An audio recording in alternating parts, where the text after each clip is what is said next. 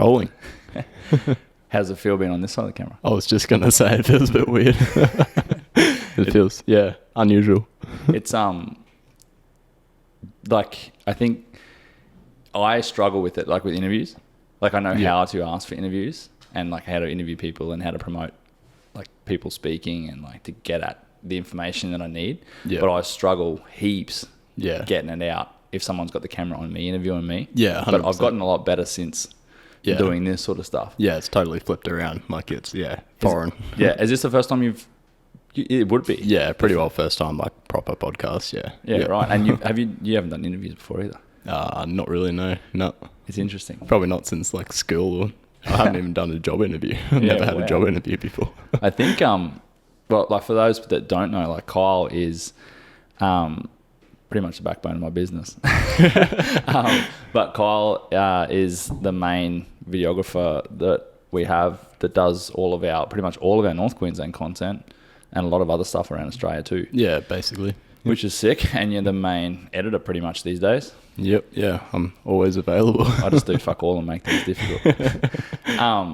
And you like come a long way quite quickly, right? Because like I knew you existed for a long time. Yeah, 100% from fishing. Yeah, from fishing. Like I had like your older brother and like we're in the same friend circle and that sort of stuff. And I knew you existed and I knew you dabbled with cameras and stuff. Do you even know when that? I can't remember when that was. It was over 12 months ago? Yeah, it was like probably three years now. Yeah, it would have been I've two, been actually. like working with you. Yeah, you have actually, because you've been shooting photos for ages. Yeah. And the last 12 months or so, you committed to video. Yeah, so I did like 2 years of photos, just sort of odd jobs and that, and then last year I've been doing the video side. Balls deep too, like sink or swim. Yeah, it was. Had to swim. I operate like that. One, I don't have time to like proper like coach people through it, which is not an excuse, but like I don't have a lot of time. But also I find that like the industry that we're in, shooting that kind of stuff, you've got to sort of have a bit of like it in you and like be able to make decisions. And it's hard to shoot. We were just literally talking about this off camera. It's hard to shoot run and gun outdoorsy based stuff. Yeah. Let alone do it well. And it takes a certain kind of person to be able to go and do that by themselves and make the right decisions. Yeah, definitely. So I prefer to like, what I did is just sort of threw myself in. I got advice. I learned a lot of other people too. Like a lot of people taught me a lot of things, but like throwing people in the deep end and seeing if they can float, even just stay afloat. Like they don't even 100%. Do anything perfectly, but you learn so much more from like you fucking hating me while you're doing it, and then after the fact you're like, oh fuck, I learned so much. Yeah, definitely. By just doing it myself. Yeah, 100%. Like this year I've done like no personal like work. Like when I thought I was going to get into video, like I was thinking, I'll do my own like go film my own fishing trips and that, but haven't been able to. It's just been learning like on the job. So I think that's like how I've learned like so quickly, just getting thrown into it, because when you're on a job filming a trail run and that, and you run into an issue, you can't stop and watch a YouTube video or contact someone for help. You just got to work it out yourself. So that's been the best thing. Do you think it's a good thing that like, do you like now looking back, because like, and I say this because like from where you started to where you are now in the space of 12 months took me 3-4 years. Yeah. And the fact that you did it in 12 months is incredibly impressive. But do you think that was a good way to learn? Yeah, 100%. Like, it's pretty well the only way to learn. And you make mistakes, and that's how you learn. Like, making those mistakes, like you pick up on everything straight away. You don't get into sort of bad habits. Like, and being able to learn from those mistakes is how you get better, and sort of how I'm sort of where I'm at now. Do you prefer?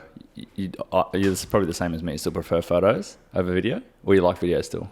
I don't know. It sort of comes and goes. Like when I'm taking photos, I'm loving taking the photos, but it also depends what I'm videoing. Like I do very much enjoy the videoing, but photos, I think when it comes to like the editing side of it, like you can get instant like satisfaction like very, very quickly. So that's probably the cooler part of photos. But I don't know. I probably enjoy them both equally. It's just photos are, you sort of, while you're taking them, like, it's going to be a lot quicker to get through. Like with video, the work doesn't sort of stop when you sort of hit stop on the record button. You've got another full day worth of work when you get home. Literally the same amount of time off camera as on it for a job, essentially. Literally, yeah. Whereas photos, it's like you can take 600 photos and turn them over very quick. So yeah, right. Yeah. big difference. Biggest learning curve on video for you?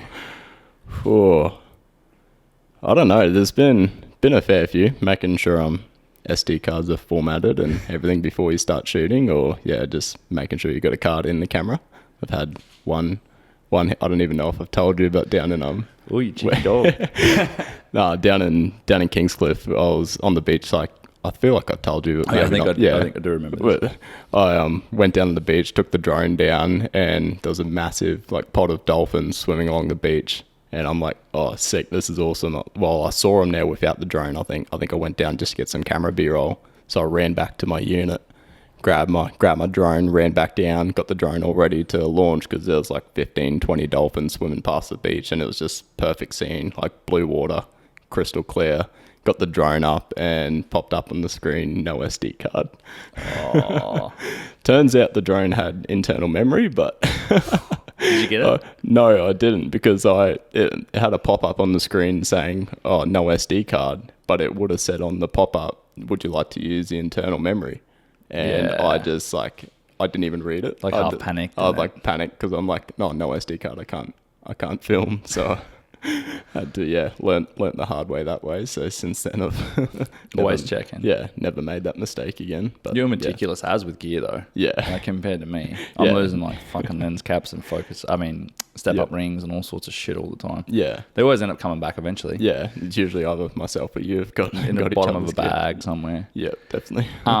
Do you find that like doing this shit yourself and that is like fulfilling, like more fulfilling than and like producing stuff for people? Yeah, 100%. Yeah, absolutely. Because you just get that sort of instant reward and you get that satisfaction when you give a video to a client and they're stoked with it. Like, I definitely find that's more fulfilling versus if I was just going off shoot my own stuff. It's like then the only person to be pleased is like yourself. So, and I'm never really happy with like my own stuff. Like I look back on earlier videos and it's sort of almost hard to watch, but it's because I'm always like critiquing myself. So I think that's a good trait too. Like I'm the same, like never satisfied, always like trying to chase the next thing and never 100% content with what I produce or what I've shot or anything like that. Yeah, 100%. I don't know if that's like a poor trait. It's probably a poor trait if it's overused, you know what I mean? Like where you're like heavily critical to the point where you just give yourself imposter syndrome. But like being hard on yourself, I think is good. Yeah, because it forces you to be better. Yeah, exactly. You know, if you're totally happy with everything, you're never gonna progress, and you're never gonna do more or make changes as necessary. So you sort of have to. Yeah, 100%. And I think like you're a rare one for me to find because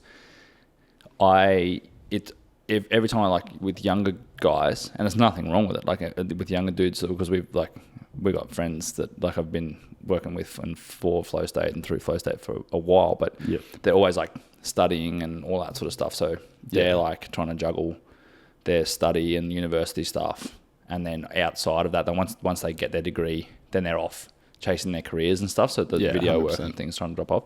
Whereas like you want to make something of this, which also I think has like drastically increased your progression. Yeah, like rapid. 100%. It's way more rapid. Yeah. Because definitely. you're hyper committed to being your own boss and creating your own content and doing that sort of stuff. And it, like that's the goal. Yeah, I think it adds a lot to that. 100%. Like instead of like going out like most dudes my age, just going out partying, going to town every single weekend. Like I'd much rather spend that time like learning or sort of making changes or like learning how to edit and that sort of thing, just sort of making that progress, because I know that's where I want to go with things. So you sort of just have to like, and to me it's like I enjoy it enough to do that every weekend on my days off. Like it definitely shows. And also a value add from that too is like you're in the outdoors.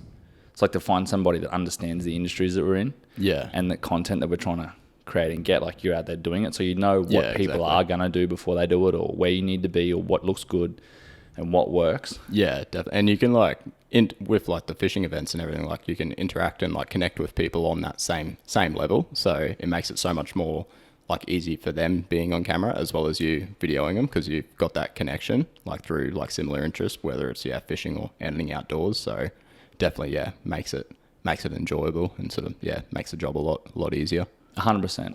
100%. And like you cut your teeth in the fishing industry is very similar to me too. Like you still fish a lot. Yeah. You've always been North Queensland based, hey? Yeah. So yeah, grew up in Ingham, so pretty well all there was to do there was go fishing really. So yeah, I've been fishing all my life and one thing after another, and sort of now sort of went doing photos and video, and yeah, it's sort of all really just stemmed from fishing and editing outdoors really. Do you remember like one of your first fishing trips? When did you start fishing? As like your parents and like fished, didn't they? Like a little kid. Yeah, so Dad would take us like fishing from like my earliest like fish photo that I've got. I think I was like 4 years old, so I think it was probably a sooty up in Coomballoomba Dam, or yeah, I think I've got fishing photos there from when I could probably barely talk. So it's sort of just been my whole life, and most of it lure fishing too. Like we'd only really bait fish like at the reef and that, so it's sort of always been like on the go, sort of walking creeks or floating down the river in a boat sort of thing. So it's always been what I've done. Did you actually, let's touch on the dam, because I'm very intrigued by this. So we've had multiple conversations over the last couple of weeks about this dam. The idea about, like, a lot of people don't know that a dam exists, 100%. Let alone the fact that it's fishable. We're probably going to fuck it up now. Yeah. But not that I've got that many listeners, but still. Yeah. And if you don't want to talk about it, just sing out. Oh, no, that's fine. Cut it out. But that dam has some like really quality sooties, doesn't it? And you can sight cast them. Yeah, it's like so different to any other dam that I've fished. Like think like creek fishing, like sight casting sooties, but in a dam space, like crystal clear water, like very high elevation, and mind you, like when it's wet, but the water's just like supernaturally blue, and just being able to cruise around sight casting 40-50 centimeter sooties, it's pretty freaking cool. Like it's good fun. So we pretty much, like, some of my earlier fishing memories were from there growing up, sort of going up there with the old man and family and sort of family friends, just going up there on camping trips. And so that sort of probably like really like started like my love for fishing a lot, just because of so many memories up there. But yeah, no, it's a cool place to go. Like there's not many dams where you can, like most of the dams, like your main target species are just big barra. There is barra up there, but sort of in fewer numbers and a little bit hard to get to. But you really like going there for the sooty fishing is something else. And you can camp, like you can go by boat, travel around and go in some of the bays and then jump out and camp. Like there's no crocs there and all that sort of shit. Yeah, no crocs or anything. Because it's right up the top of the tablelands, yeah. Yeah, well, it's top of the Tully River, so you sort of go up to the tablelands and then come back down. That's why a lot of people like don't even know it exists, because it's so out of the way. You got to do a massive loop to sort of get there, because when you look at where Tully is compared to where you got to drive to like tablelands to get there, two completely different areas. So it's pretty cool in that regard. It doesn't get touched much, but it's still very good fishing. Still sort of got to know what you're doing a little bit, but yeah, it's still a big space, plenty of bays and shit you can tuck up into. So, but the fish are pretty widespread. A lot of like feeder creeks that run into it, so you can go right up a bay or right up an arm, and you're seeing like pretty cool like waterfalls and stuff that are just flowing into a dam. There's not too many like dams that are like that, because this one's just got heaps of feeder creeks, so you pretty much go like fishing but also exploring at the same time. Like we've found so many like cool like little waterfalls and swimming holes and that sort of thing just from little feeder creeks. So it's pretty cool type of fishing. That's crazy. And then just pull out and just jump on hammocks and all that sort of shit. Yeah, pretty much just hammocks. Questionable whether you're allowed to keep like sleep on the edge of the dam and that there, but sort of, it's we're below the high water mark anyway if you're fishing the dam on a lower. So yeah, really, should be sweet. We leave everything untouched anyway. Yep. Yeah, nice. And then that kind of sort of stuff plays into a lot of like jungle perch fishing, because that's where I like knew you fishing from too, because like you're a bit of a jungle perch lord and fished a lot of creeks and all that sort of shit. Can you just take the focus on all those, please? Just because I waved my hand in front of my face, I might have fucked it up. Yeah. Or mid. Perfect. Still looking good. It'd be fucked up if one camera was out of focus. Yeah. And it just has to be an audio podcast. It would be rooted. Yeah. Yeah, so back on the JP train, like Yeah. they're a pretty unique species too. Like they're way more prevalent now, like on socials and all that sort of stuff. Yeah. But back when I first moved over here Yep. or up here, the JP scene was like super secret squirrel. And Yeah. like no one to share their Yeah, creeks. no one wanted to tell you anything. Yep. Yeah, and they're beautiful fish, and Yeah. they're so good to target just where you chase them. Yeah. And some of them are like, you used to do proper missions, yeah? Yeah, like pretty well. Like growing up, it'd be every weekend, like every Saturday, every Sunday. Like sometimes, yeah, two days, 2 different creeks. So it's like, and yeah, proper missions. Like you walk 9Ks up, and then you got to walk all those Ks back. So you're sort of doing anywhere like 15 to 20 kilometer like walks in one day. So while fishing, so it's Yeah. pretty fun. And yeah, the places it takes you, pretty unreal. So Do you what got you interested in JPs in the first place? I think like it was always because like sooty fishing and like that style of creek fishing is sort of always what was our main thing growing up. So having done sooties for so long, we like when we were younger, like we never really caught too many jungle perch. Like occasionally you'd sort of stumble across them. I think it more so probably came down to what sort of gear we were using, because when we were younger, sooty fishing, we probably didn't really pay much attention to like running very, very light leaders and sort of thinner like fluorocarbon leaders, and probably really the jungle perch would have been there, but just since we were using like probably like back then, we probably just throwing 40 pound leaders, like same as what we'd chase barra with. Hell. And Just lump 'em out. Just yeah, because you'd always catch the sooties, so we were pretty well like yeah, just not educated so much about jungle perch.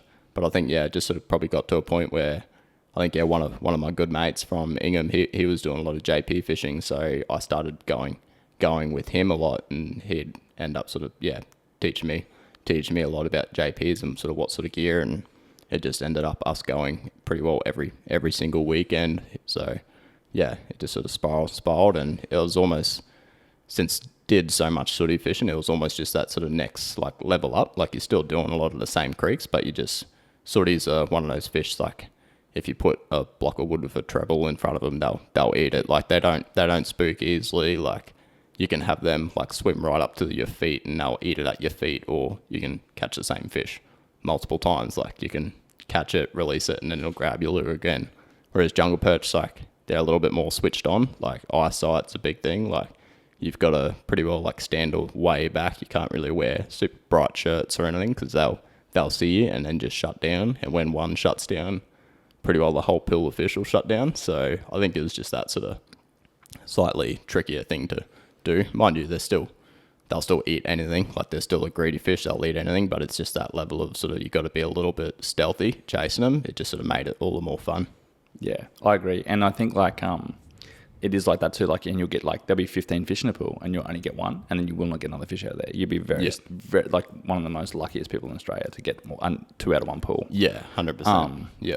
But they are like ravenous feeders, and like thinking about fishing them too, like you get to a pool, normally it's like, for people that don't really understand, like you've got a waterfall, freshwater creek system that comes out of the mountains, and then it'll go and like, it'll run downhill, down rapids, and then it'll plateau into a pool. And then it'll run downhill in the rapids and it'll plateau into a pool. And then you basically start at the bottom of that wherever you want to start fishing, and you fish it upstream. Like you work your way upwards. And then fishing the pool too, a lot of people will go to the head of the pool and start fishing the head of the pool. Yeah. And that works if you, in my opinion, that works if you're just trying to get the big fish. Yeah. Normally the biggest fish is at the head of the pool nearly all the time. Yeah. But you can fish a pool and get multiple fish out of it if you fish it, if it's a big enough pool and you fish it from the bottom up. Yeah. Like start at the bottom and 100%. Then fish your way up, or fish bank to bank. Yeah. Makes a huge difference. Do you prefer any particular method for them? Particular lures, like even doesn't have to be specific lures, but just styles of lures and stuff. Yeah, well, nowadays, like when I don't go often enough, but like the last couple times that I've been, it's been with a fly rod. Like it's not something I've done too much, because since I've gotten into fly fishing, I've probably only been jungle perch fishing maybe 2-3 times. Mm-hmm. But yeah, it's probably with a fly rod now for the creeks that sort of allow it. Some of the creeks we're in are super tight, and you're pretty well getting hooked up on trees behind on your back cast every single time. So you sort of got to pick your creeks with the fly rod. But now that's probably my preferred way of chasing them. But if it's not fly rod, then either just really big profile paddle tails or top water lures, because there's just something like, a lot of people think JPs and they're going to real tiny little like 40 mil, 60 mil. Those motherfuckers lures. eat barra gear, man. Yeah, 100%. Like now it's like if we're throwing a top water, it's either like an 80 mil top walker or 100 mil like bent minnow, and they'll smash it. And in like plastics, like it'll be like a 4.5 inch plastic, like they're basically a barrel lure. But a lot of people don't realize like those fish, they're greedy fish. Like their mouth structure is very similar to a barrel, like they're bucket mouth. So they'll like swallow rather than like sooties, and sooties will still eat a big profile as well, but they got a smaller mouth, but they crunch lures. Whereas JPs, they just seem to like be a lot more like willing to take bigger profiles comfortably. Yeah, like bucket mouth. They've got that big unhinged, their jaw unhinges and stuff. Yeah, exactly. And they're so pretty, man. They're like one of my favorite fish to look at. Yeah, beautiful fish. Like, yeah, as far as freshwater fish go, they're just always super, super clean, shiny, like basically got like armor scales. But yeah, no, they're super fun fish to catch. And they get like, say big, but you'll chase them on like 1,000 size spin reels. Yeah. Like super light gear. And like they get pretty big. Like I've heard, like I've never seen one. Yeah. But I've got like mid 40 centimeter ones. Yeah. Yeah. And then I've heard of people get like 50s, early 50s. Yeah. And I've seen photos that have said they're 50s. Yeah. And 100%. I've also heard whispers that 60s exist. Yeah. Yeah. Well, I've probably encountered up creeks, never caught one. I've caught, I think my biggest was 45, 46. I've dropped one that would have definitely been probably punching that 50 mark. Like it busted me off on 16-pound fluorocarbon, like behind a rock. So like, because they actually got like a fairly, like if you put your thumb in their mouth, they got a very, very abrasive mouth.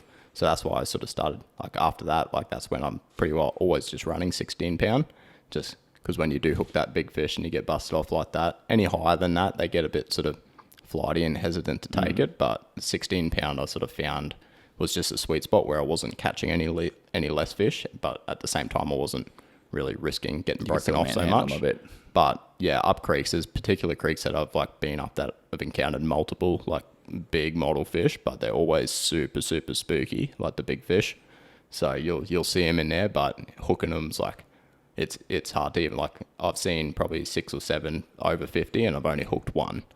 So it's like they're always like, yeah, very switched on. I guess it's just because of their age. They've probably seen a lot of lures over their time, as much as the creeks can be untouched. They're old enough to see, and they're such a smart fish, so they probably remember they were probably caught when they were 40 centimeters, and then since then won't make that same mistake. But yeah, no, there's definitely big fish around. Well, there's definitely one or two well over 50 in a creek I won't name because they'll get me into strife, but you know the one we were talking about the other day. Yeah, definitely. In that creek, like I've walked up to the edge of it and looked over the edge, and I've seen 2 there that have been like monsters, guaranteed to be over 50. Yeah, 100%. And apparently like a lot of the really big fish, there was like 60 odds or whatever else before they started wearing. Yeah, all 100%. of the cane country and all that sort of stuff. And, definitely. And ruining their, because they travel to breed, is my understanding, into the brackish water downstream, and then they swim back upstream when it floods. 100%, yeah, because I believe they used to get them like right down like close towards Mackay Way and that sort of thing, but a lot of the rivers down there, they started adding weirs in, so that's I think impacted a lot of those systems, and they've become like very, very rare to get down that far south. So I think that's one thing. Like up here you've got the Herbert's yet to have any weirs in it, so you've got all the feeder creeks in that pretty well all hold jungle perch and good numbers of them because they've got that access to the salt. So yeah, well, they're not far. Like you go to Hinchy and you go on the island side, like in the channel, but on the island side, of Hinchinbrook Island, and like you'll go, I don't know, what, 500 meters a k upstream, and it starts turning brackish almost straight away, and they're in there, along with like freshwater jacks and barra, and sooties and shit swimming around. I've seen a fair few on that island side. Did JP fishing and stuff, because of the amount of like hiking and stuff you have to do, get you into hiking? Because you've done some just hikes and pack hikes just to go hiking too. Well, I don't know, like from a very young age, like hiking's sort of been like something that my family's always done. Like, so the hiking probably came first, like before jungle perch fishing. Fishing probably just sort of further like reigniting it, I guess, like doing that sort of fishing. But from when I was, I think first time I ever went to New Zealand, I was 9. Like over there, mum and dad dragged my brother and I up Rootburn track, and we did Rootburn track when we were 9, and that was like my first like proper experience, like doing like a pack hike. And the weather conditions were terrible, but still absolutely loved it. And from then, like, that was an experience like you don't ever forget. And like, it's a big, like, not many 9-year-olds are sort of going over to New Zealand like on a holiday and doing a 4-day hike. So it's pretty cool. And I guess, so yeah, sort of grown up going over there every 2 years or so and doing a lot of those bigger sort of hikes. So hiking's just sort of always been something that I've been really like passionate about, and being able to do that while fishing, sort of merging two different passions into one, it's always sort of been the best thing that I've found. So yeah. You've been doing, just made me think of your JP overnight emissions and stuff, because I remember when I first started following you back in the day, you used to do like little stories with gear. I did a few. Because you've done, like, you go hiking with like hammocks. Yeah. Because like, for people that don't understand the rainforest, it's fucking hot, like extremely hot, extremely wet, and there is like mosquitoes to the thickness of an evening where you cannot breathe. Like, it's awful, man. Yeah, 100%. And you were running like some pretty crazy, unique gear for that too. Yeah, definitely. I haven't got to do it like as much as I want to. Like, I've got all the gear. I've done a couple missions and that, but yeah, you sort of, if you're going to do it, like, you got to do it right. So yeah, hammocks sort of definitely a must, because you can get that built-in bug net. You don't always know like where you're going to be sleeping. You don't get bitten from under the back? No, like when in my hammock, I've got like an inflatable like mat that I put under it. It gives the hammock a bit more structure, and in like colder air, it'll sort of insulate your back a little bit.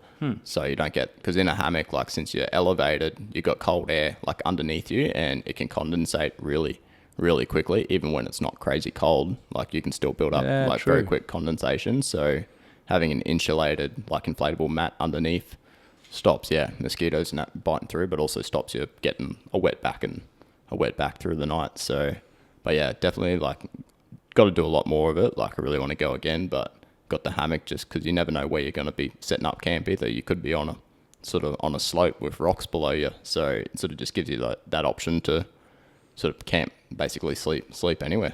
Well, there's no shortage of trees. Yeah, exactly. So you'll always find two trees to strap between, pretty much. Yeah, definitely. That's mad. And what hike, and I was trying to think about this the other day, what hike were we talking about a little while ago?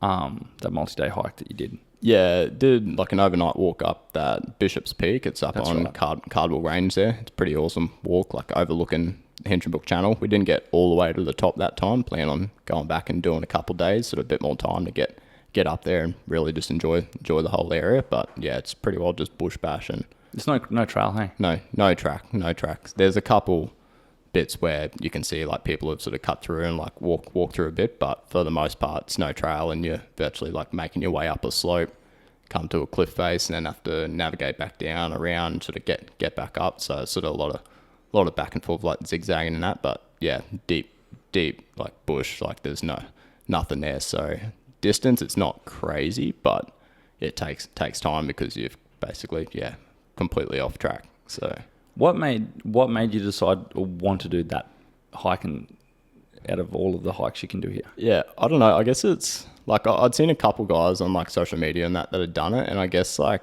fishing up Hinchinbrook Channel, like you're always looking up the mountain, seeing it. Like it's like you're seeing that it's pretty well like up the top. It's virtually like an open, no trees. It's just like rocks and like sort of real like spindly like sharp like grass and that. So it's very, very exposed at the top. So the views are just unreal because you're pretty well unblocked by trees. So I guess like always like being up Hinchinbrook, like out in a boat and sort of looking up and seeing it, like just sort of, oh, well, we've got cool hikes like this. While they might not have a track, it's like we've got cool hikes like this so close to home, like want to go up there and do it. So yeah. And you found you got up there via a creek, didn't you?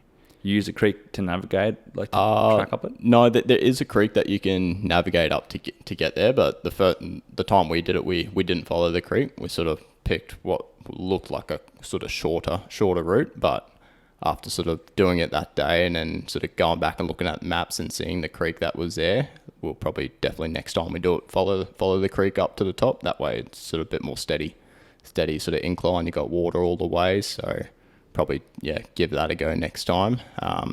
But yeah, still like in that way you get cool waterfalls and out on the way up too. Yeah, right. That's interesting. Are you hot? I'm just going to turn the aircon. I'm going to turn the aircon down a bit. Sweltering. Yeah. Can you see me sweating? Yeah, I'm sweating too. It's hot as shit. I'll just get that turned down a degree. And you got no hair on your head? I don't. Definitely glad I didn't wear a flannel. Just check all that focus again for me, please.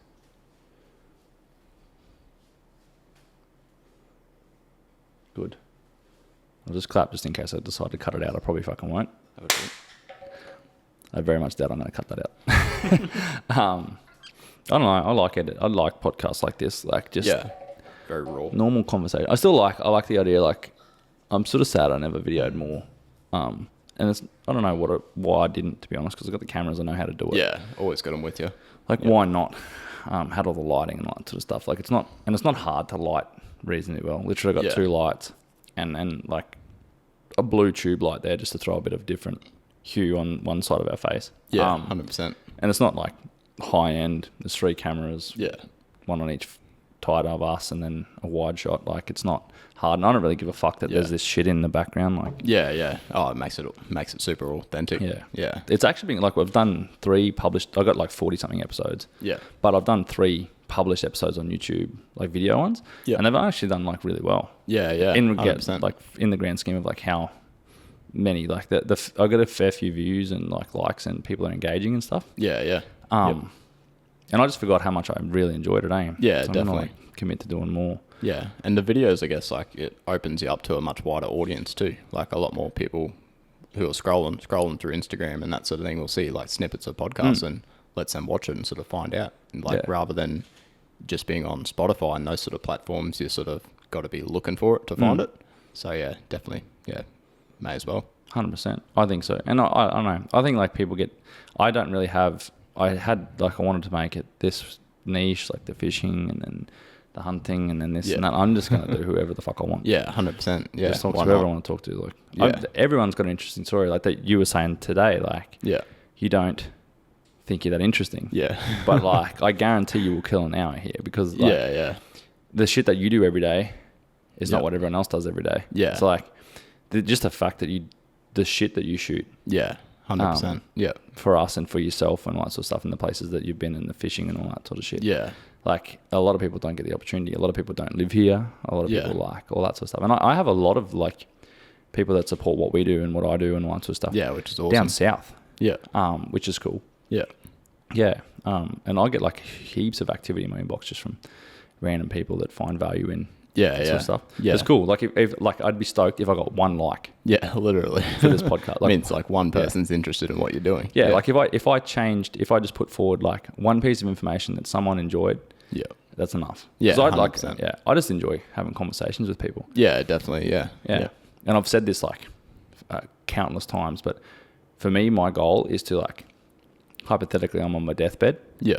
I can go and I can plug a fucking hard drives. It'll be hard drives, thousands of hard drives by then. Yeah. But like a drive, hypothetically, in my laptop, and I can sit there and watch all the shit that I did. Yeah.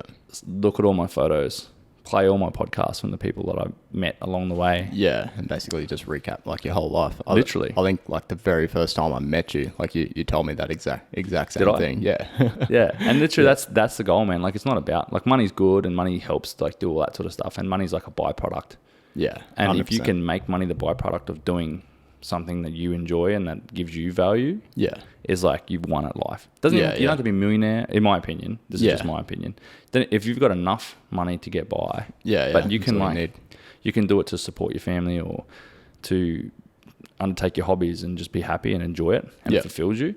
Like that's winning, man. Yeah, that's all you need. That's better. That's better than being a millionaire. Yeah. And at this point, like this job is really just turned into a passion, and a lot of the money's just funding what you're doing, and it's like you don't even think twice about it. Like you're not worried about where the money's going because it's just like a hobby. Like it just comes full circle. It doesn't feel like work. Like for me, I will sit and I'll edit.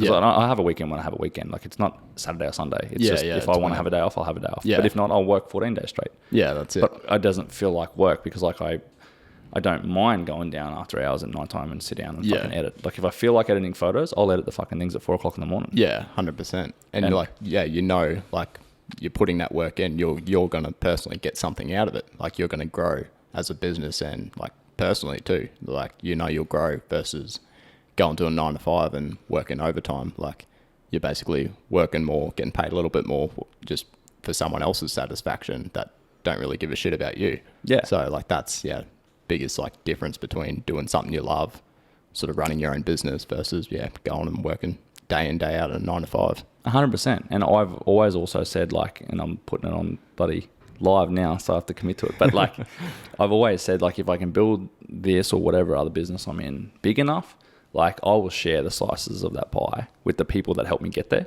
Yeah. No questions asked. Yeah, definitely. No buy-in, no nothing. Like, if you help me and you put your blood, sweat and tears in as much as I did to get me to where that point is, and that I've got the opportunity to share that, a portion of that, 100% I'll do it. Yeah, 100%. Yeah.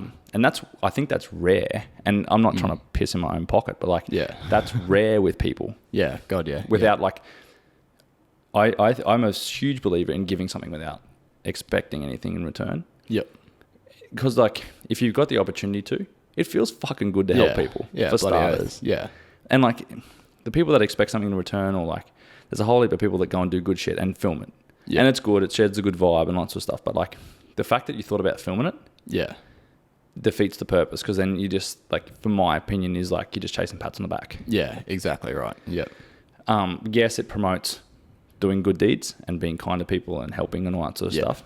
But also, like, the fact that you had the thought to do that. Yeah, it's versus just fucking helping someone. Yeah, it means you're in it for the wrong reasons. Like, you want your own personal gain rather than just doing the good deed and trying to help someone else out. 100%. And there's enough skin in the game. I've said this 100 times too. Is like, there's enough skin in the game for everybody. There's enough room in the game for everybody to have skin in the game. Yeah, 100%. And everyone's there like hiding shit from each other and all this sort of fucking stuff. What for?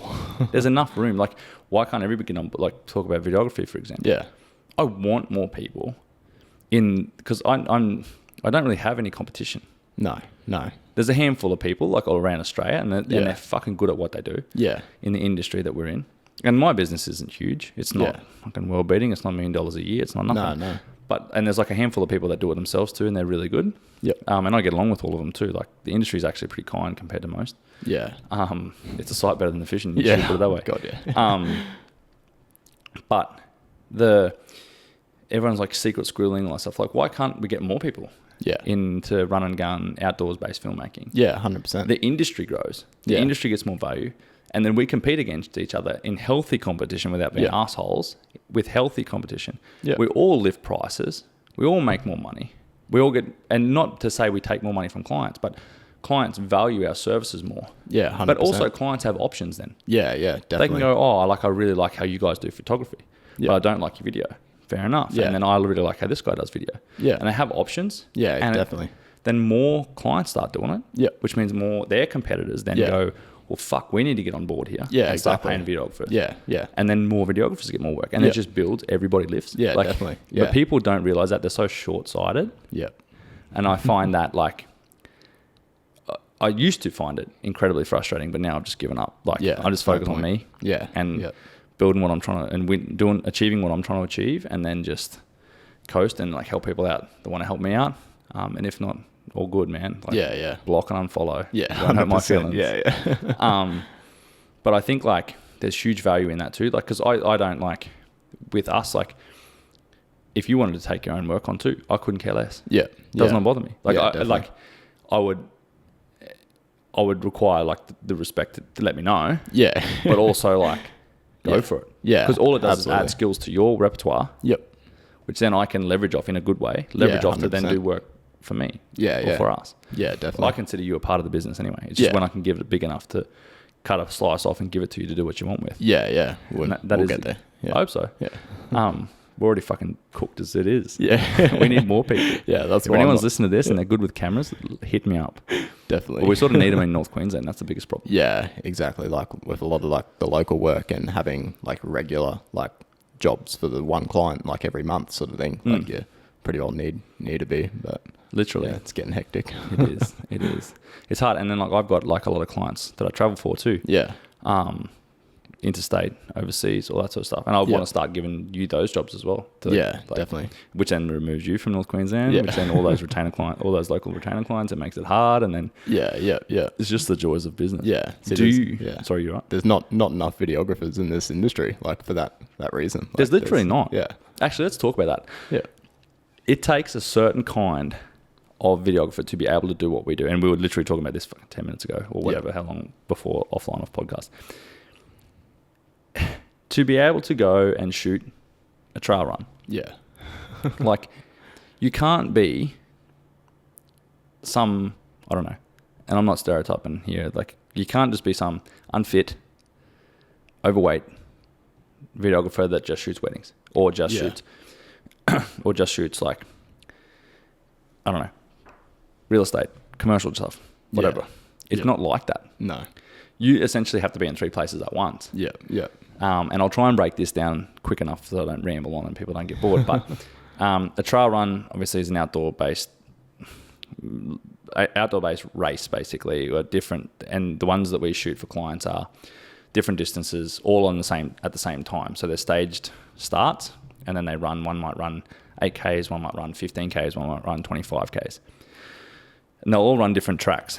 Some of them will double back and all that sort of stuff. So you have to look at the map, and then you have to go, okay, well, I can be here and I can catch most of the 25s, but then I can be up there and I need to catch the 10s. Yeah. And then I also need to get back in the finish, but I also need to shoot the start. Yeah. So then you have to plan that. You have to be fit because you're carrying a backpack. Yeah. It's got a drone in it.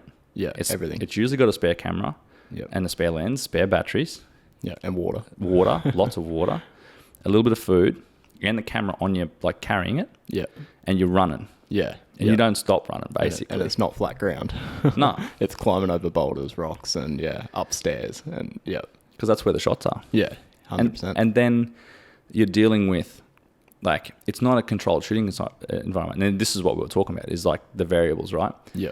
And I'd love to share this knowledge, which is also what we were talking about. I would love to be able to share this knowledge through workshops and bits and pieces. Yeah. People do hit me up and ask me stuff. It's so hard to explain via text. Yeah. 'Cause there's so much more detail in just one paragraph. Yeah. Yeah. But you're dealing with a whole heap of variables that you can't control, right? Weather, for one. Light. Mm-hmm. Yep. You can't guarantee the sun's going to be where you want it to be. No. You can't guarantee that that person is going to be exposed correctly when they run through that trail. Yeah. When the left-hand side of it, all the dark patches, the shadows are so dark. Yeah, 100%. Especially in rainforest, because you've got like the dankest shadows. But then the sun shines through and the highlights are fucked. Yeah. Like bright, blown Looks out. gross. Yeah. Yeah. And you got to work out, what do I shoot? Do I slightly underexpose? Do I slightly overexpose? Do I correctly expose? What's the subject going to look like? Which direction is he going to go? Yep. How fast is he going to run past?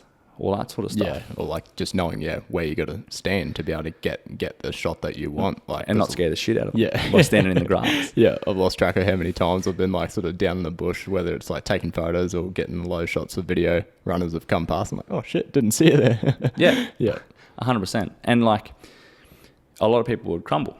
Yeah, because of that. Yeah, definitely. One, you'd cook them physically, because the other thing is, right, and these are all these other little things, is like, you run there, you're fucking puffing and shaking and cooked. Yeah. Then you have to go, oh, fuck, there's a runner coming. Stop, turn around, stabilize, expose, focus. 100%. Yeah. Take the shot without vibrating like a motherfucker. Yeah. Yeah. It's go. Yeah. You don't get a second to really sit back. Man. Like, yeah. And you only might work for 3 or 4 hours. Yeah. 4 or 5 hours. But you've done 10 hours, 12 hours worth of work. In one hit. Yeah. Because from the moment like you show up to the job, like you don't get a second to really kick back. It's go because you got to be in all those places at once. Exactly. It's hard, man. And then you're talking boats, right? Yeah. Like, or trail runs, you're running light. Yeah. You can't take all the batteries and you can't take all the V-lock kits and all the gear and all that sort of stuff. Yeah. Then boats, you got like bulk, glare, all white shit. Like most boats are white or alloy. Yeah. They're shiny as shit. Yep. And then there's all of these like other variables like splashes and seawater and rain, and you can't just have all this gear in there, people tripping over it. You can't leave your gear out. Yeah. All that sort of stuff. Heat. Yeah, exactly. Yeah. It all comes into play. Yeah. And like to be able to shoot that, and especially some of the stuff that we do where we do like 8 and 10 minute short films. Yeah. For clients, like it's hard to get that, and because you can't stage a story, right? You can't plan it. 9 times out of 10 the people that we're shooting, you haven't got the time to sit down there and brief and say, hey, I need you to stop, do this, and repeat and do this, and repeat and do this. You might be fishing a bite window that's 30 minutes long. Yeah. You can't get them to stop and hold the fish up. No, because they're not necessarily there for you. You're there sort of just watching what they're doing basically and just like trying to capture it. Like they're there for alternate reasons. They're there to fish. Yeah. And they're doing the client a favor by letting you on their boat. Yeah. And then you're sitting there and you're like, you would love for them to hold the fish up longer so you can profile it and get all these cool shit and plan all the shots and turn the boat around and get this light better. And you can't do that. No. Most of the time. So you pretty well got to like be quick with everything and you got to like nail it first time because you don't get to retake. Like once the fish is gone, like it's not coming back. It's all over, bro. And that's where like we might as well break it down a bit more now. Like that's where when I break it down, it's like I have key things that I want to capture. Yeah. Not necessarily specific shots. It's more so like I'm going to shoot an ad for whatever. Yep. A lure. Let's just say a lure. The main thing I need is a fish. Yeah. Because the lure will be in the boat. Yeah. I have all day to get the lure. And I have all day to get the reel and the rod and the shit. Prioritize your golden hour. Yep. And get fish in the boat. Get your fish shots, get your jump shots for your barra, get your land net shots and your profile shots and stuff. If you've got at least one of them, you've got enough content to do something with. Yeah, definitely. Yeah. And then you can always just like uplift that with all the B-roll. Yeah. Versus definitely. you go and get all that stuff and then you don't prioritize the fish and you fuck it all up or you don't plan for it or whatever else. Yeah. You don't have enough fish footage. You've got nothing. Like you've essentially either got a dud job or it's going to be very boring. Yeah. So like very hard to edit. Yeah. It's a tough game. Once you've done it enough, it's second nature. Yeah, 100%. You know what you're doing. You can't compare it to anything. Yeah. In a fixed situation with lighting and yeah, definitely. Like wind, even just from microphones. Like yeah. There's a lot more variables like versus a controlled environment. Like 100%. It is. I don't know where we're going with that, but I think we hit that topic and just decided to break it down a bit, which I think is valuable. Like I would love to. I was saying I'd love to do a course. Like I'd love to teach people. Yeah. Because so many people ask me stuff all of the time. Yeah, 100%. And a lot of the people, because I'm in these industries, like it's people in those industries that want to capture their own shit for YouTube, or they might have a few clients that they do bits and pieces for. Yeah, exactly right. So hard to explain that on a text, but if I could do a course, just the basics. Yeah, definitely. Because the stuff we do is so different to anything they would teach in courses at uni and that, like media courses. Like that's all very controlled stuff. Like how many of those people teaching that would do the shit that we do? Exactly. And we break a lot of rules too. Yeah, exactly. We don't do things by the book. No, because you can't. Yeah, 100%. I would love to and not that this is a rule, but I would love to shoot on primes. Yeah. Prime lenses. I'd love to shoot on cine lenses. Yep. But I can't. Yeah. I can't because when I'm shooting, and I use boats as a reference just because it's like a restricted space. Yeah. You have to shoot on a multifocal lens. Yeah.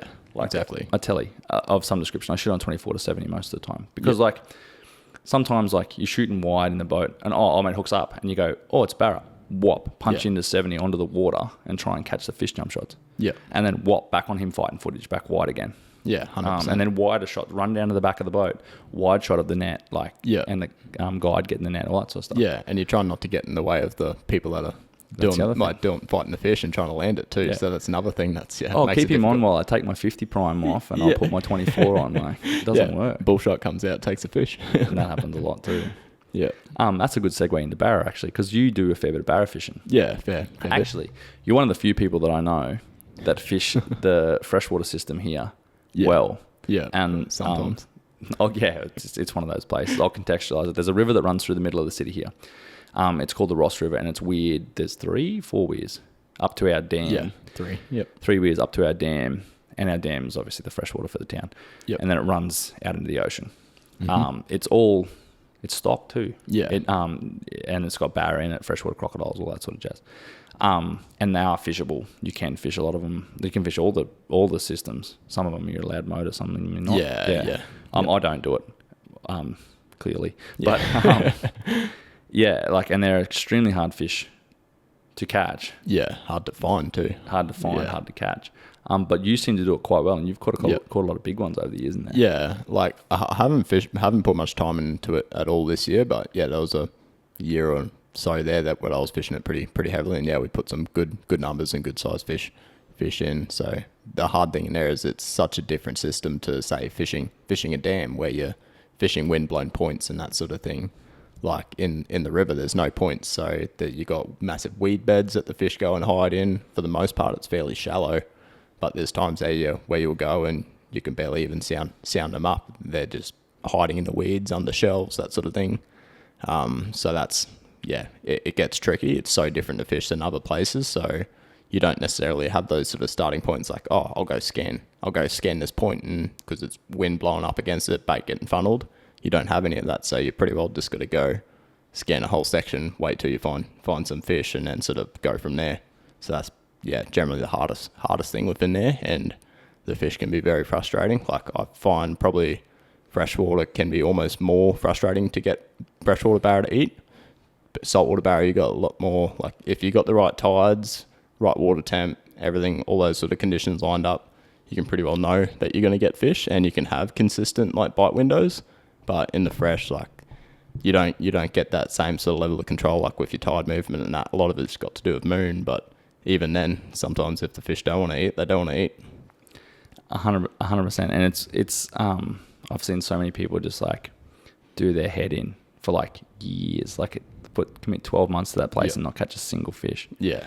So it's impressive, and like even just to sound it, because it's so chockers full of weed. Yeah. It's so hard to find those channels. Yeah, and knowing what's a barra, like when you're scanning thick weed, like knowing what's a barra inside all that weed, like that's another thing, trying to find that. But yeah, as you said, finding they sit in like the channels through the weed, so that's sort of where you want to be. And a lot of the spots like where you're getting the fish, like you're essentially fishing, some of them you're fishing at like maybe a 2 meter wide channel through a weed. You got to sort of know what angle that runs at to then know where to cast and where to bring your lure through, where the fish are. So there's a lot more to it with that. 100%. And what, out of all the things, because like you've had your tinny for a while now, like of all the why chase them there? Is it because it's just logistically easy for? Yeah, it's close to town. Can sort of go down there on a work night and sort of fish through to midnight, and still it's not a big run versus going to fish the salt, having to drive like an hour to a decent river. It's just super accessible.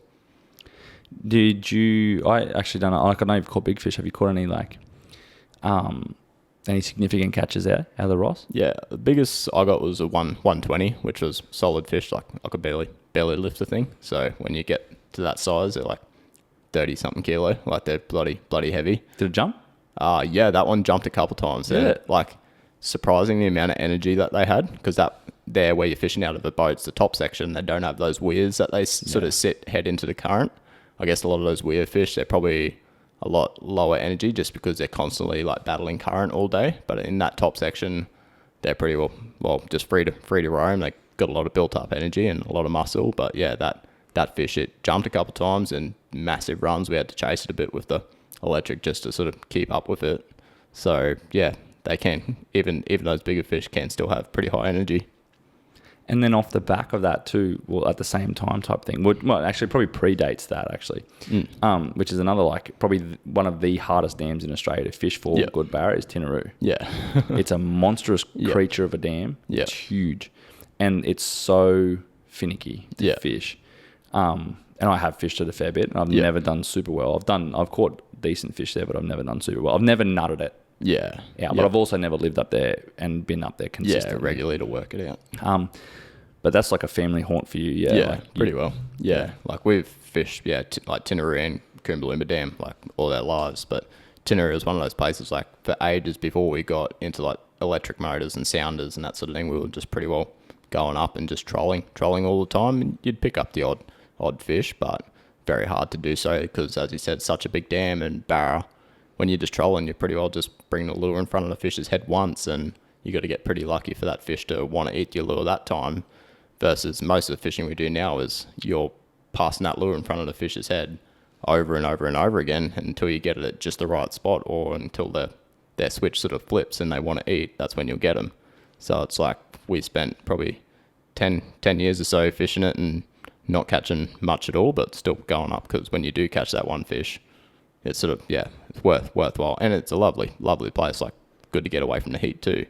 So, but yeah, in recent years, sort of been going up and working it out a lot more with the sounder and everything, and sort of knowing where they're going to be, like when they're going to eat, knowing what they're going to eat, you sort of work out a lot more of those variables. And when it's on up there, it's on. Like you can get big fish, and a lot of them like in pretty tight windows. So yeah, and it's tight country fishing now, a lot of it too. Like a lot of those like dead timbers on those grassy banks and stuff. Yeah, it's a bit close quarters. I know a lot of people that do it on kayaks. Yeah, that troll on kayaks, and the lures are almost kissing the dirt. Yeah, basically, yeah. And you see them on the kayaks, like instead of just trying to cover like the whole like length of the lake, like they're just sort of working one bank, just going back and forth, because that's the idea. Like you got the fish there in like one tight space. There's no point covering kilometers and kilometers on the kayak. Like you just go back and forth, because the fish are generally on points or in like small little cutouts in bays. So you just got to get your lure in front of them at the right time.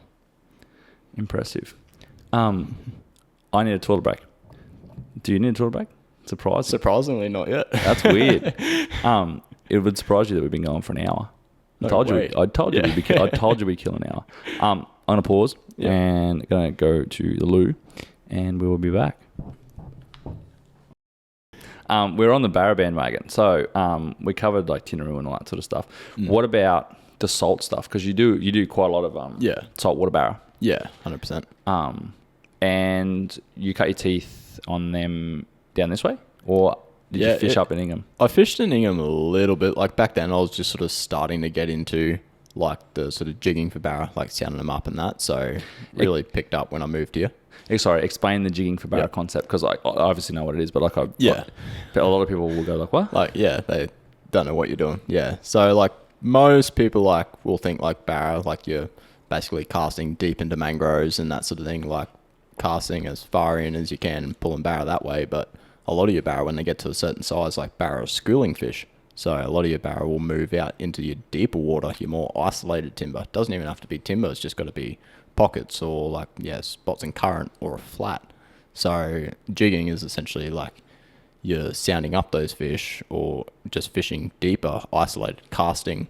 You're not even casting at a tree. Like you're just casting ahead of like up current and working your lure back through the schools. Like you could be sitting on a school of 20, 30, 40, 50 fish or more. And that's something you don't necessarily get when you're just casting in the mangroves, hoping that there's a barra there.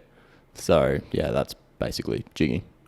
And like it's almost like it tends to be almost vertical too. Yeah. Like your pocket you're casting into. Look at the itchiest eyeball, man. Holy. The pocket, the fish that you're targeting might only be like 2 or 3 meters in front of you. Yeah. If that. Sometimes they eat when you're straight vertical. Yeah, well, that's it. And one bit that frustrates me with people too is like, and I've had arguments about this in the past, it's probably a bit more well known now. It's like, it's about the drop of the lure, not, it's about the fall, man. It's not about the lift. In 90% of circumstances, it's about the damn fall. Yeah. The speed and the presentation of the lure on the drop is the key. Yeah, 100%. Yeah. Well, these days, like I used to, like when I started, I used to do like 2-3 sort of short, sharp hops, but now all I do is like just a slow lift, because as you said, it's just about that drop. So as I've found lately, like just doing that sort of slow lift or maybe one hop, especially if you've got timber there, doing the slow lift, you just sort of, your lure's gliding through like along the timber a lot easier, versus if you're doing like real sort of sharp, like twitches of the rod, like you can just drive that hook straight into a log. So you sort of just got to be like fairly almost subtle with it, because they're always just taking it on that drop, and you got to have the right amount of like slack like under control, because if you've got too much slack in your line on that drop, like you're gonna miss a bite. You might not even feel that there's a bite, because since you're fishing so like down deep and you got current and a lot of variables, like the barra, like as big as they are, they're sometimes a super subtle bite. Like even some of the bigger barra, like just very subtle, so you got to be able to feel for that and even just see it. So you got to have that slack under control. And then the weight, like everything comes into play, like thickness of leader, how your lure's rigged, what weight's on it, what hook's on it, all for that fall, right? And like, it's no secret that we use a lot of prawn imitations to do this kind of stuff.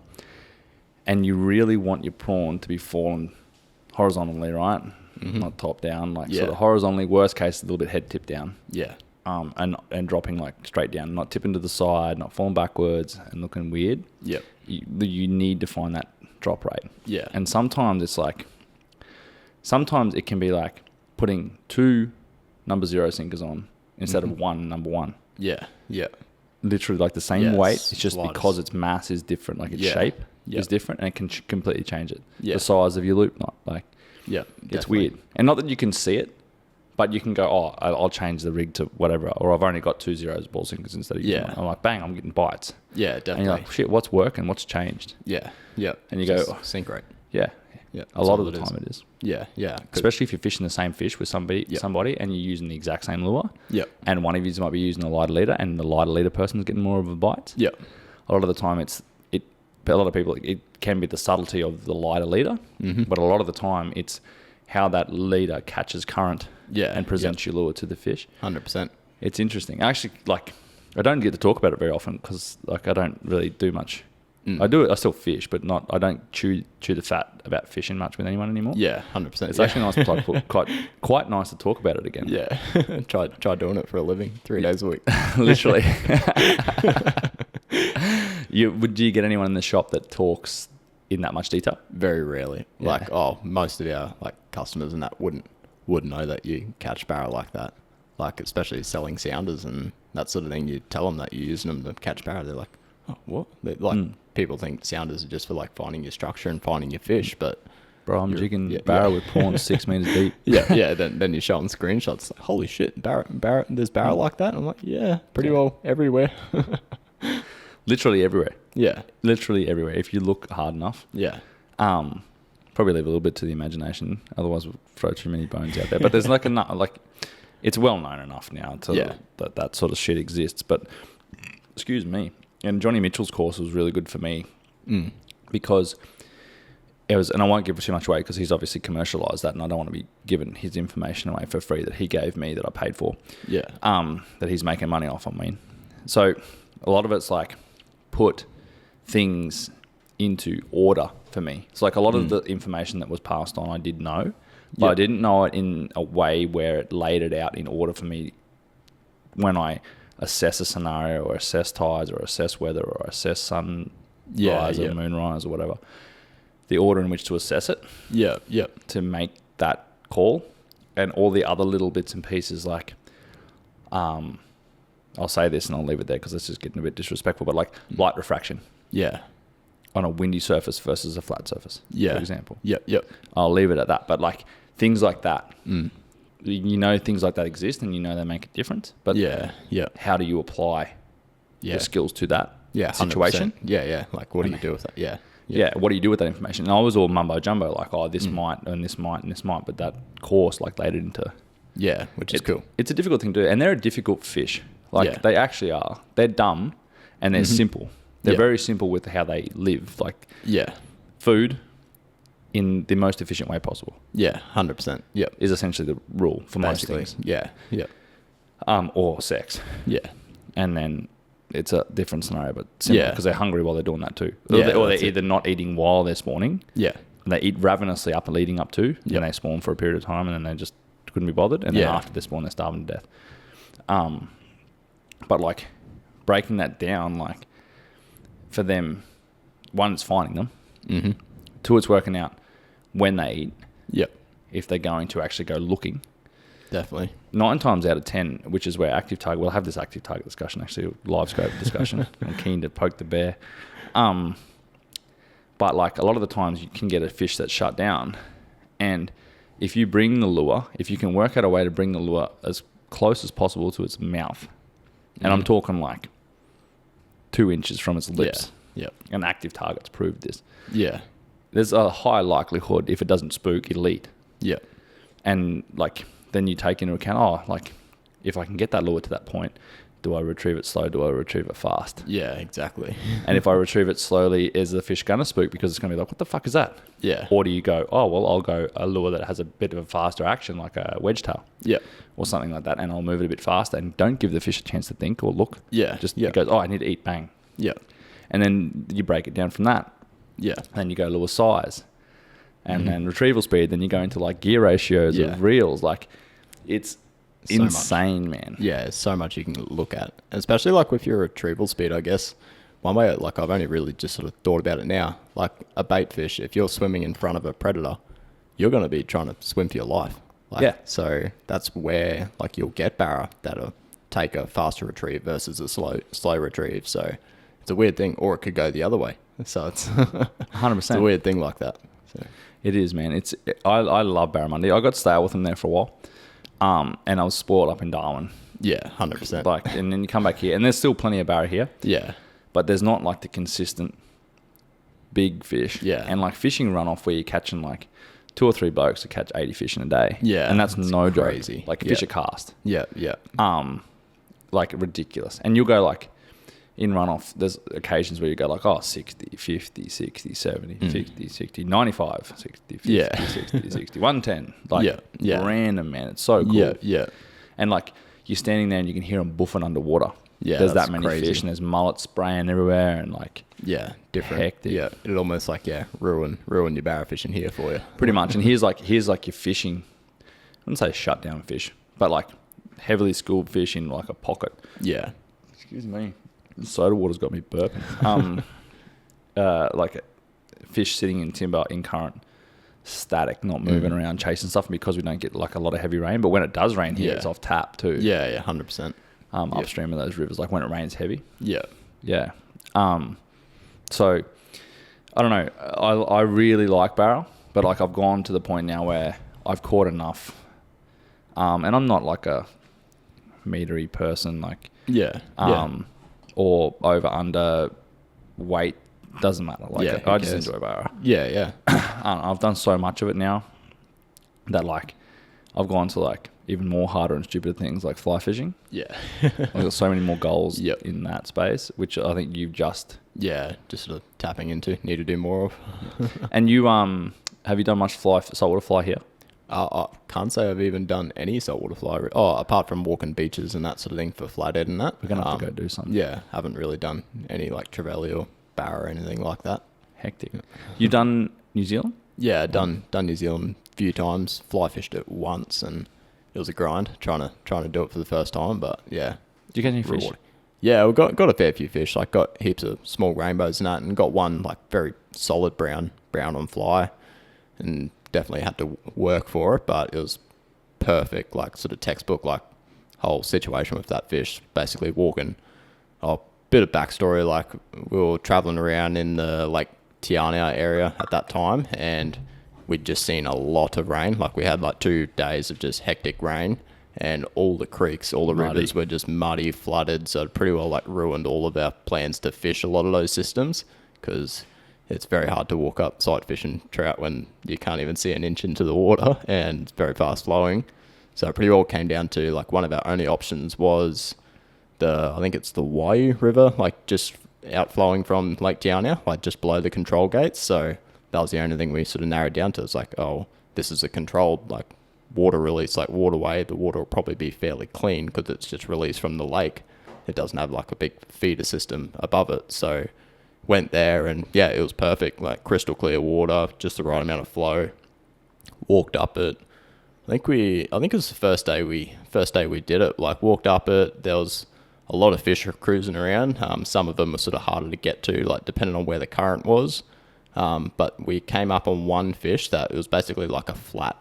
The river, like over the other side, it's very deep, fast flowing. But there was this one section that was basically just like you're fishing a flat in the salt, and you can see fish because it was very, very still on the surface of water. So you could just spot fish very, very clearly, and spotted this one trout that was fairly close to the edge. We were virtually walking along the bank, saw it to our left like a couple meters out from us, and we're like, oh shit, that's a big fish, and didn't seem to like spook off, so it mustn't have saw us. So basically Dad, he just sort of stayed sort of hiding behind the tree, like up on the bank. I jogged back 15 meters very slowly, dropped down into the river, crept up on it, sort of seeing where Dad is. At that point I couldn't even see the fish, but I was just sort of taking it very slow, trying to get to where the fish was, and then the fish started moving upstream. So I sort of had to walk following it, trying to track where it was, while Dad was sort of keeping an eye on it. And it just sort of got to a point where it was settled in spot, and then I'm like, all right. So had a dry fly with a nymph below it, pretty well casted it. I think I butchered the cast on the first cast and caught a tree behind me. Too nervous? Yeah, it came down to that one fish, but sorted that out, and the next cast I landed was just absolutely perfect. Just a foot in front of the fish, fly drifted back, and it came up and ate the dry. So, and yeah, it was like just a perfect like fish for my first brown on fly. So good. How big was it?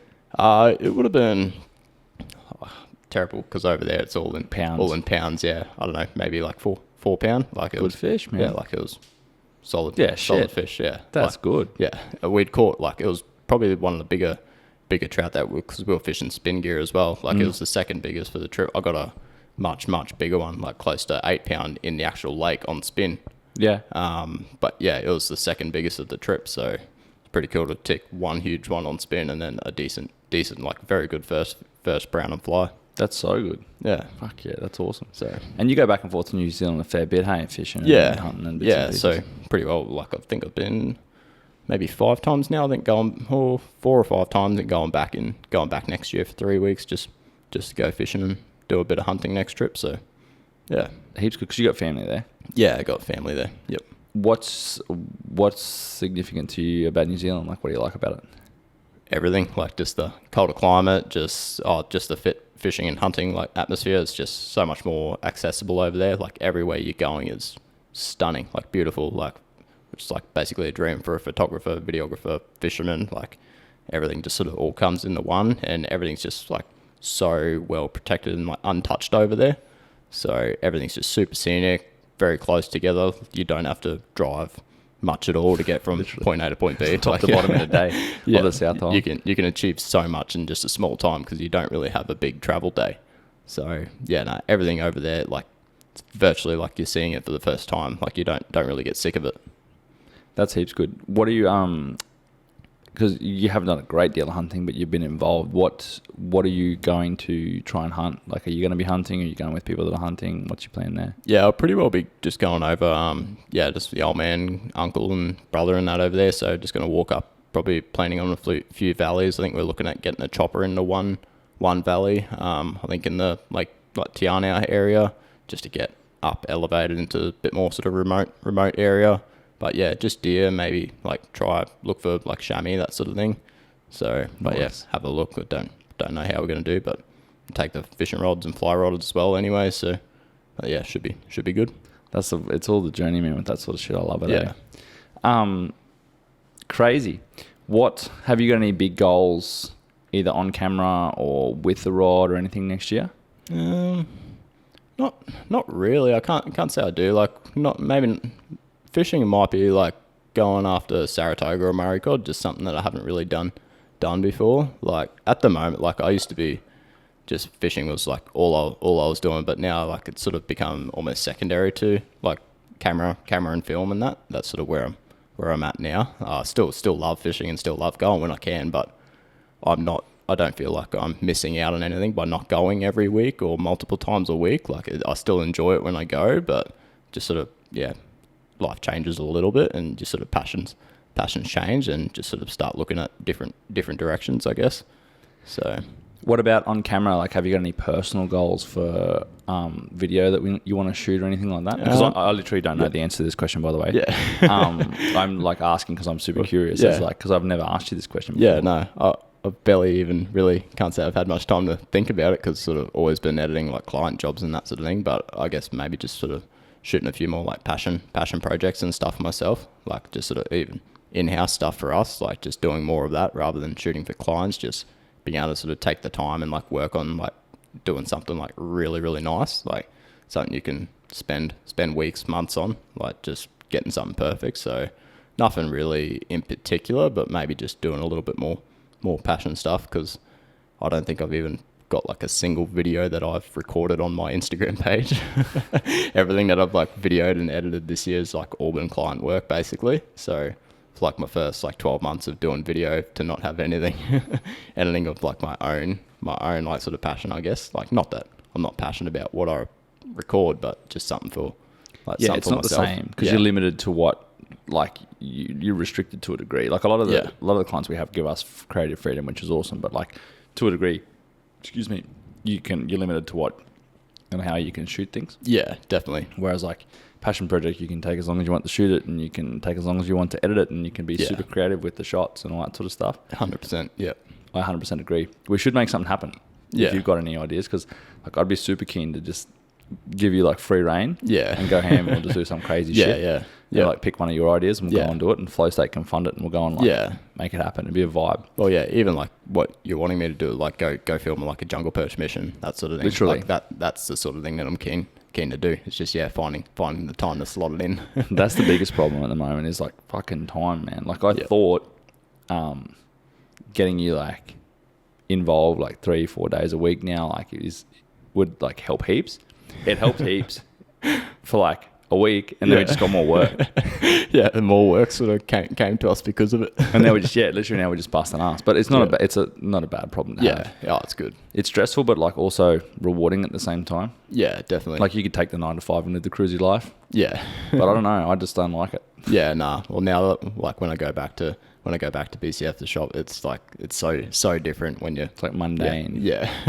Going to that from run and gun like on the go, like Melbourne to Doomadgee in one month, like in a couple of weeks of each other, like two completely different places all over. Like that month we did a lot of traveling in a lot of different areas. It's constant, hey, like even just going to like Melbourne, then Alaska, and then going to Alaska for a week, then coming back, and then like going to the Territory. Yeah. 'Cause I think that month it was like hectic. Yeah. And then even like in March, April, May, when all the shit's happening for us is like a trail run here, and then run off up there, and then I go back home for a bit, and then I go down south, and like it's full on, man. But Constantly. it's like we're young enough now. We're like may as well smash into it now. Yeah. While you physically can. Yeah, 100%. Because like it's taken me to some, like I've worked my ass off to get where I've gotten to. Yeah. But it's taken me to some of the most beautiful places, and then places that most people will never see.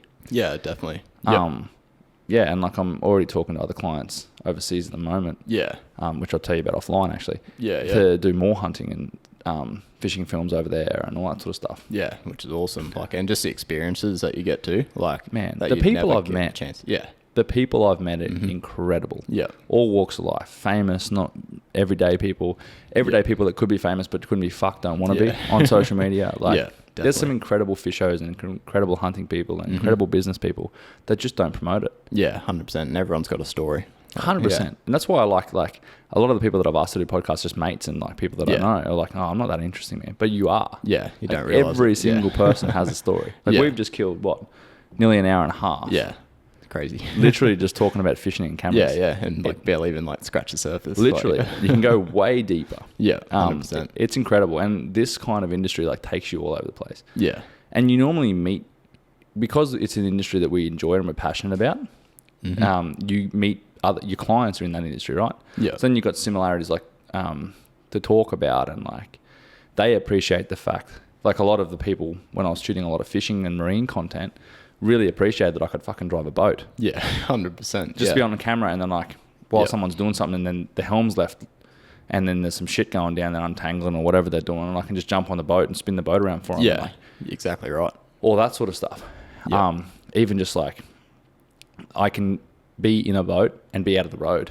Yeah, definitely. Because I know like, where people are fishing, I know which way the lines are going to go when you're drifting, like all that sort of stuff. Definitely. Adds huge value. Yeah. And the fact that like we can take quad bikes on trail runs and mountain biking events and that sort of stuff, and like because we know how to ride motorbikes, and they know that they can put us on a trail and we can run 5Ks to get somewhere if we've got to, like all that sort of stuff. And basically like show up to a job and not really, like we've already got a plan basically when we get there. Like, literally, the clients are just like, hey, how you going? Yeah. How you been? How's your weekend? Yada yada. Like you can, bye. You can almost like show up, not even talk to them, and they'll know that you get the job done. And they don't even check that you're going. Yeah.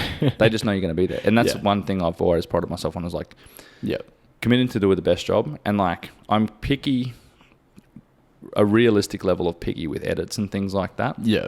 Like with like, if I see something that can be changed, like just change it. Yeah. Like, 100%. and I'm guilty of it too. Like, and you miss stuff too, because you watch everything 500 times. Yeah. But like you miss things, and like I have a bit of an eye for that nowadays. Like, and I'll pick something up super simple, and it's just worth taking the extra 5 minutes to change it. Yeah, 100%. And clients appreciate that. And a lot of clients won't notice it, but like a lot of clients appreciate the effort, and a lot of clients appreciate reliability and being open and honest and transparent with pricing and all that sort of stuff. Because we're like reasonably expensive. Yeah. And that's how you like secure long-term clients like we've got too. Yeah. Like they're not having to go out and find another. Yeah, well, some of mine are like 5-6 years old. Yeah, exactly. And when we're doing a good job and like we know how to navigate those sort of events. It's Exactly. Yeah, it's perfect. Well, you've pretty much ran all the trail run series, like for one of the clients and their mountain biking events and that yourself. Yeah. Basically. Yeah. Like I haven't had to have hardly any input, a bit of comms, a little bit of organisation from both sides, but very little. It's all been you. Yeah. Your shots, most of your shots, like all of your edits. Yeah. Yep. And they froth you. Yeah, which is awesome. It's so good. And it's like, you can definitely see the difference in your edits from when you first started to now. And they're not, and I'm saying that, not saying that the first ones are bad. Yeah. But it's like, oh, they are. No, yeah, you're always going to say that. Yeah, how far they've gone, like how much they've grown in 12 months. Yeah, six run series. Yeah, and from run 1 to run 6. Yeah, you can notice drastic difference in like 100% how you've thought about the shots and what works and what doesn't, and you've thrown all the shit out that doesn't work or could be done better, and you've done it better. Yeah, and that definitely. progression is like hugely valuable, I think. Yeah, 100%. I think whatever you do with this is like you're gonna go places with it. Yeah, and definitely. like it's always like. One of the best pieces of advice I've always ever given was like, train people, and I'm not saying I'm great and whether I should even be teaching people or not, but train people or have people in your team that can take your job or like that will leave. Like train them to be good enough to leave. Yeah, yep. Because at least if they do leave, you're going to, and leave in the right way, and you're going to have like healthy competition and be able to work with each other outside of that too. Yeah, definitely. Yeah. Not saying that you're going to or any of that sort of stuff, but like, I think there's huge value in that as well. Just being able to like, don't like gatekeep. Yeah. Don't 100%. hamstring people. No. Like let them do what they want. Yeah. Have free reign sort of thing. Literally. Yep. Like, and like another point on this, point, I guess, is like, the content. Yep. Like it's our content. Yeah, that's it. Flow state is everybody that's involved in it. Yeah. And if you want to post on your personal page, as long as the client's happy, and the client's already posted it and it's done its job and the deliverables have been delivered, that's it. you can post it. Yep. Like it doesn't bother me. Why would I? No. Because there's a high likelihood that you're going to tag flow state anyway. Yeah. Which directs traffic from your audience into the business. It benefits everybody, and if the business is getting more business and reach because of it, then that means I'm benefiting. Yeah. So it's why have I got to gatekeep? And then what if you post it, right? Yep. And then someone, a potential client, reaches out to you directly and says, "Hey, I want you to do that for us." Yeah. Then because you and I have this really good relationship, respectful, open relationship, you can go, "Well, hey, it's through this business. Yeah. I'll do it for you, but it's through this business." And then out of that, we get more work. Yep. And you can still work directly with that client. Yeah. Which is what's happened with a few things. And again, it's that short-sightedness, right? Like people want to keep everything to themselves and all their money and all their time and like pay you pennies and fuck that. Like, I'd rather make less profit and pay someone what they're worth with the like keep my head held high, like that I've respected that person's skill level definitely for starters and their time because they're trying to make a living too. Yeah. And then there's a high likelihood that they will respect me enough to look after me and my business, regardless of whether they're a part of it in the future or not. Yeah, exactly right. And like people come and go, money comes and goes, all that sort of stuff. Yeah. So like people are so short-sighted with that and they're so selfish. Yeah, they don't see the bigger picture in the long game. Like that's And like that's what I've always pushed you hard to see because like you're only 21. And not saying that you're dumb because you're not. You're super smart and you're actually quite impressively mature for your age, to be honest. Probably a little bit too mature. I think it's a good thing. Yeah. There's no future in nightclubs, man. It's fun while it lasts. Yeah. There's no future in that shit. Never even started with it. You're not missing much. Went straight from school to work and full time. So. Man, you'll find that you'll get to your 30s and you'll be set. Yeah, 100%. You can spend and Hormozy did a fucking really cool thing on those. Like you can spend your 20s partying and be an underskilled 30-year-old. Yeah. Or you can spend your 20s working. Yeah, and it's your best years to achieve what you want. Like literally, you're fit, healthy. Like it's a time to take risks. Yeah. 100%. Yeah, you don't have as many like dependents and that. So 100%. Yeah. You'll take this as far as you want to take it. To be honest, Yeah, I think 100%. you'll be able to do big things regardless of whether it's for me or whether it's for yourself. Or to be honest, like I'd happily get this big enough and give it to you. Yeah. No joke. But who knows? I'm excited to see what the future holds for us. And now that I've got someone in my team that's like super committed, like the other boys that work for me were committed when they were working for me too, but they've obviously got other priorities and careers and the boys like got degrees and they went to pursue their careers and fucking good on them too. Yeah. And like if I needed them in a squeeze, I could get them to come help me. Yeah, 100%. Yeah. No worries at all. but also I don't want to hamstring them from what they want to achieve in life, right? Yeah. Because it's not for everybody. No, exactly right. Yeah. And no one, and this is another piece of advice that I was given many years ago, is like, never expect anyone to be as committed to your business or your thing as you. Yeah, 100%. And never think that you deserve anything. No. From anything, from anyone. Never think you deserve it. Mm-hmm. And then it just removes all that thought from your mind. And Definitely. then you just focus on what needs to be done. Yeah, exactly. Yeah, you're just focusing on the job. Mm. Yeah. I'm excited to see what you come up with, man, and continue to watch you grow, because it's very impressive to see how far you've come in 12 months. Because I couldn't. Yeah. I don't know anyone else that would have. Yeah. I could easily just give you any job now, and you can go and do it by yourself. Which is good. And do probably better the job than me. And I love doing it too, so that's the best Which is thing. awesome. Like, And if it ever gets, I hope it never ever gets to a point where it feels like a chore. Yeah. Otherwise, I've done it a disservice or done you a disservice. Yeah. And you've done yourself a disservice. Yeah. And really, I don't think it will. Like, not with the work that we do anyway. I hope not. And I want to keep it I try and keep it pretty casual. And I'm like, I have like hard things with like deadlines and stuff like that, but like, and what an expectation is for quality of work. Yeah. But the rest is like casual, man. Yeah, absolutely. Yeah. I like it. It's like working with friends. Yeah. That's how I see it anyway. Yeah, definitely. Yeah. Especially going on trips together and like film trips and that. Like, Talking shit and having fun. It's like, that's it too. It's like a holiday. Yeah. And this, I want to talk to you about this. I was going to talk about offline because it's more business chat, but we need to make more time to plan these trips better. Yeah. So when we go to do stuff, we can take a boat and take fishing rods and take shit like that and go and actually do fun stuff off the side. 100%. And give us lay days Yeah. outside of the shooting. Yeah.